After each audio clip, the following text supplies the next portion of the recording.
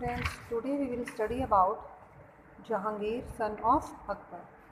अकबर की डेथ हो गई थी 1605 में। उसके बाद उनका बेटा जहांगीर सिंहासन पर बैठ गया था। He was known for his impartial justice to his people. लोगों के लिए एक बहुत ही अन्यायी राजा था वो। उसने बहुत अन्याय किया क्योंकि वो जो लोग धार्मिक विश्वास करते थे, रिलीजियस फेथ रखते थे, उनके लिए भी उसने अन्याय की भावना रखी। उसने अकबर की पॉलिसी को वैसे तो कंटिन्यू किया। सोसाइटी के सभी फील्ड्स में उसने रिस्पेक्ट भी हासिल की। जो मुग़ल रूल था जहांगीर के अंडर, पॉलिटिकल स्टेबिलिटी के लिए जाना जाता है। इकनॉमिक एक्टिविटीज़ बहुत अच्छे से चल रही थी वहाँ पर। पेंटिंग्स बहुत बनवाई थी उसने, बहुत सारी मोन्यूमेंटल बिल्डिंग्स बनवाई थी। 17th सेंचुरी की स्टार्टिंग में the Mughal empire had acquired unparalleled military strength and economic prosperity. 17th century की स्टार्टिंग में उन्होंने एक बहुत बड़ी मिलिट्री बनवाई थी और इकोनॉमिक देश को, मतलब जैसे बहुत प्रॉस्पेरिटी के लिए देश को जाना गया था। Jahangir rain was however marked by several rewards. लेकिन जहांगीर के टाइम में युद्ध भी बहुत ज़्यादा हुए।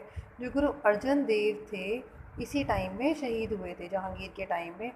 और इसीलिए जो एक रिवोल्ट छिड़ गया था इनके खिलाफ, जहांगीर के खिलाफ। Even Jahangir son prince Khurram rebelled against him in the last year of his reign. यहाँ तक कि जो जहांगीर का बेटा था प्रिंस खुर्रम, उसने भी उसके खिलाफ रिवोल्ट छेड़ दिया था, उसके खिलाफ विद्रोह कर दिया था।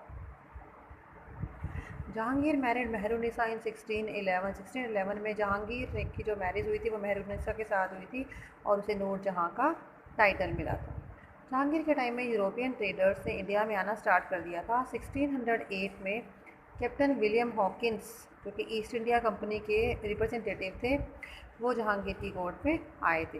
और जो फर्स्ट एम्बेसडर थे, जो सबसे पहला दूत था मुग़ल कोर्ट का, वो था सर थॉमस रॉय, जो 1615 में आया था।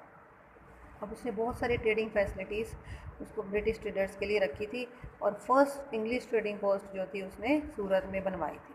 अब Shahjahan, after his father's death, उसको जहांगीर की डेथ के बाद शाहजहाँ और प्रिंस खुर्रम, हमने पहले मेंशन किया था, जहांगीर का बेटा था जो प्रिंस खुर्रम, उसने भी उसके खिलाफ आंदोलन छेड़ दिया था। उसी को शाहजहाँ भी कहते हैं, प्रिंस खुर्रम को। उसको सिंहासन कब मिला, राज कब मिला? 1628 में। He face two major revolts during the early parts of his rule. उसकी दो मेजर लड़ाइयाँ हुई थी उसके टाइम में। एक तो खान जहां लोधी के साथ और बाय जझर सिंह ऑफ बुंदेलखंड, इन दोनों के साथ उसकी लड़ाई हुई थी। There was famine and plague in large parts of Gujarat. उस टाइम में कुछ एरियाज ऐसे थे जैसे गुजरात, खानदेश, डेक्कन, जहाँ पर बहुत सी बीमारियाँ फैली हुई थी। फेमाइन मतलब सूखा पड़ा था, ड्रॉट पड़ा हुआ था, प्लेग की महामारी फैली हुई थी जिसमें बहुत सारे लोग मर गए थे। Abdul Hamid Lahori described in his accounts the strategies adopted by Shahjahan to control। जो उस टाइम के राइटर थे अब्दुल हामिद लाहौरी, उसने मेंशन किया है अपनी बुक्स में कि उस टाइम में फेमाइन और प्लेग के कारण को कैसे कंट्रोल किया था शाहजहाँ ने।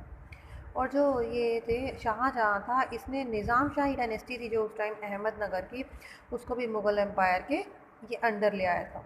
दिक्कल सल्तनत of Bijapur and Golconda accepted his supremacy in 1636। 1636 में बीजापुर और गोलकुंडा की जो